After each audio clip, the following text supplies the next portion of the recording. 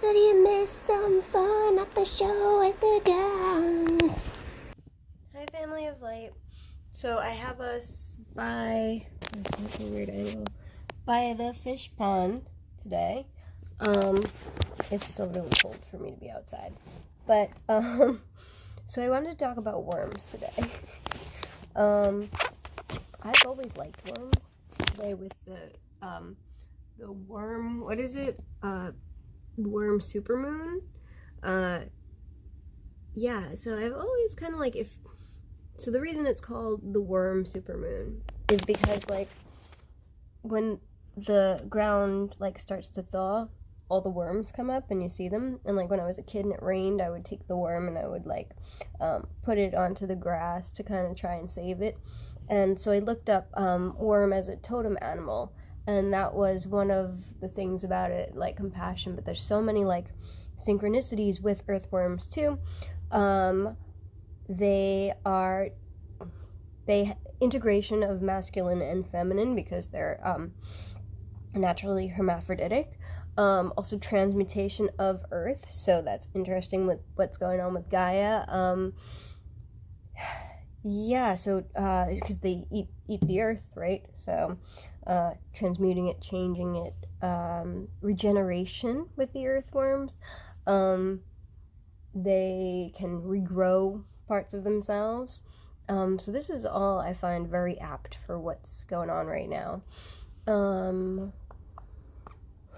So yeah, so the equinox, so I looked up difference between the equinox and the solstice and what that even means for you guys, because I didn't know either.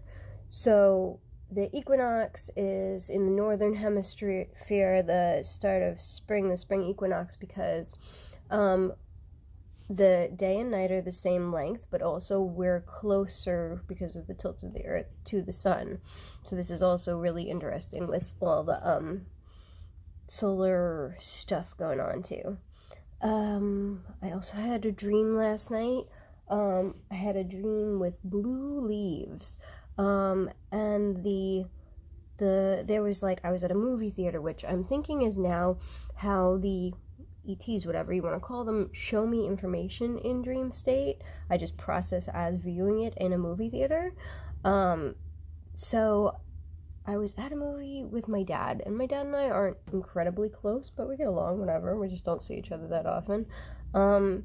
So we were there together, and there was this wall of like framed blue leaves, and so I was like, that must be a Mandela effect or something, because I was thinking of like the eucalyptus. There's rainbow eucalyptus. I don't know if that's always been a thing. I don't remember it, but they're beautiful trees. But anyway, so I see these blue leaves, and I'm like sensing them with like the energy of my palms, and right away it felt like almost like a shock to my palms, and I was like, oh, that's not from this density. So it was interesting that I could do that in, I guess, 40, wherever, and also that, like, that, I don't know why that didn't make me go, oh, I must be dreaming right now. Everything's just blending, I guess. But anyway, oh yeah, so blue leaves. So blue stands for a lot of things. It can be sadness, but it's also like, a very, mystical, regal type color. The reason that blue is associated with many of the gods in India and stuff like that is because your mind can't comprehend how vast something is. So that's what you perceive as blue. So that's why it's like divine and whatever. And then leaves, I forgot I looked that up too. It wasn't just growth. Oh, leaves. So like leaving. So, I mean, there's a few different things leaves can stand for, but leaving, so I thought that was really interesting too. Maybe that was Gaia's way of coding to me, like, we're gonna be leaving soon, you know, get your stuff, you know. But yeah, I feel more and more 5D lately. Just the people around me, and everything is a little different.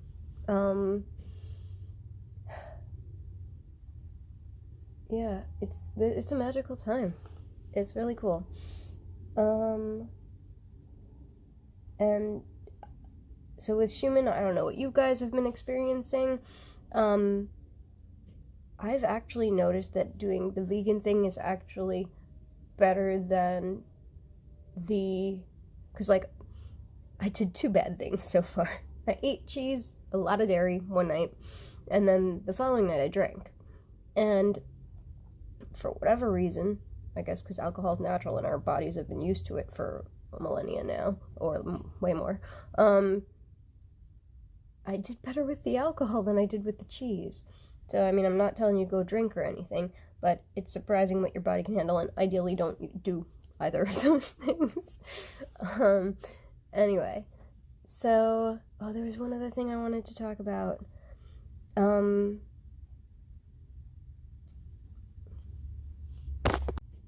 I remembered. So the last thing I wanted to say was, and I'm not trying to brag or anything, I'm just suggesting, and I think there was some kind of challenge with this, but, the trash bag thing, like, who doesn't keep the little plastic bags that they get, like, from grocery shopping and stuff if your, county or whatever still does that, or even if you don't, you have them and then you reuse your bags or whatever, but anyway, so I've been taking little plastic trash bags with me and like just wherever I go, because like, yesterday my QHHT client canceled on me, so I'm like, maybe I'll go to the park and pick up some trash.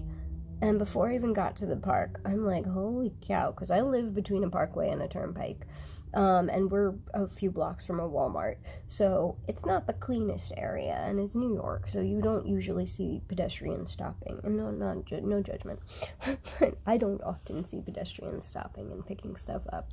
So yesterday I was like, you know what, no one else is doing this, it's just polite, right? Let's pick some of this stuff up, and it felt nice, felt good to do. So yeah, and imagine, like, we don't know what we're being tested on right now. Imagine one of the tests is, has this person done anything for the planet in the last month? Okay, 5D Earth, check. Like, we don't know, Alright. Sorry, on a final note, glowworms. So, I'm gonna link a video that is just beautiful. I have never seen a glowworm cave in person. I know in the 80s when I was a kid, it was like, a thing to have the little glowworm like nightlights and glowworm like stuffed plushy things. So there's definitely a message, a timeline thing going on with us and glowworms too. Blessings and better glow ups. Bye.